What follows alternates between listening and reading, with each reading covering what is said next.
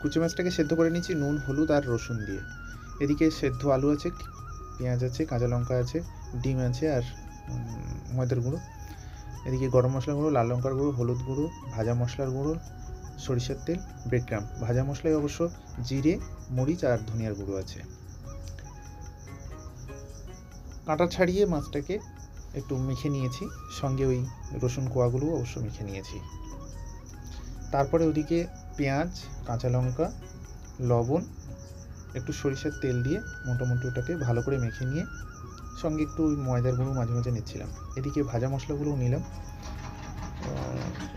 ভাজা মশলার গুঁড়ো, হলুদ গুঁড়ো, লঙ্কার গুঁড়ো সবগুলো একসঙ্গে মেখে ফিশ ফ্রাইয়ের মতো করে নিয়েছি। এদিকে ডিমটাকে ফেটিয়ে নিয়েছিলাম, সেই ডিম ফেটানোর ভেতরে ফিশ ফ্রাইটাকে একটু ডুবিয়ে নিলাম। ডুবিয়ে নিয়ে তারপরে ব্রেড ক্রাম্বে কোট করে নেব। এই কোট করার সময় অনেকে ডবল কোট করে, আমি অবশ্য ডবল কোট করিনি, একবারই কোট করেছি। তবে একটু ভালো করে চেপে চেপে মোটামুটি কোট করে নিয়েছিলাম। কোট করে নেওয়ার পরে আমার অবশ্য 5টা ফিশ ফ্রাই হয়েছিল, এইরকমই কোট করার পরে এরকমই গরমের মানে দেখতে হয়েছে। তারপরে তেলটাকে গরম করে একটু ধিমে আঁচে রেখে মোটামুটি প্রথমে 3টে ভেজে নিয়েছিলাম, পরে 2টো ভেজেছিলাম। তেলে দিয়ে একটু, আমি অবশ্য অল্প তেলে, যেহেতু তেলটা নষ্ট হয়ে যাবে তাই অল্প তেলে মোটামুটি এই 3টেকে উল্টে পাল্টে মুচমুচে করে ভেজে নিয়েছিলাম একটু লাল লাল করে।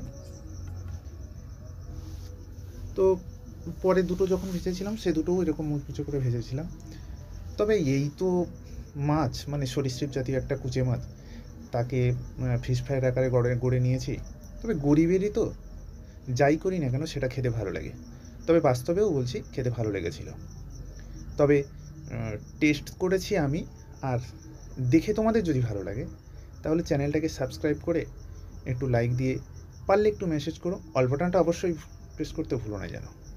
আমার তো ভালো লেগেছিল, তোমাদের কেমন লাগে? অবশেষে তৈরি হয়ে গেল কুচে মাছের